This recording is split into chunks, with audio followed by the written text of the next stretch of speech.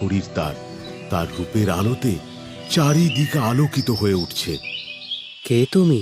আমি কাঠুরিয়া, অচিনপুর রাজ্য থেকে এসেছি। আপনার জন্য একটি সংবাদ নিয়ে এসেছি কুমার। কি সংবাদ? কাঠুরিয়া রামধনু রাজকুমারকে রাজকুমারী কঙ্কাবতীর মনের কথা জানান। রাজকুমারী আপনাকে বিবাহ করবার জন্য উদ্বিগ্ন হয়ে উঠেছেন। কুমার, আপনি দয়া করে আমার সঙ্গে চলুন। চিন্তা নেই, রাজকুমারী ভীষণ সুন্দর। আপনার অপছন্দের কোনো জায়গা থাকবে না। সবই তো ঠিক আছে, কিন্তু আমি যে যেতে পারবো না। কি বলছেন কুমার? কেন কেন যেতে পারবেন না আপনি?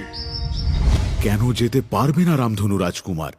আর এটি জানার পর রাজকুমারীর কি প্রতিক্রিয়া হলো, সেই সব কিছু জানতে হলে অবশ্যই নজর রাখুন আমাদের পরের পর্বে।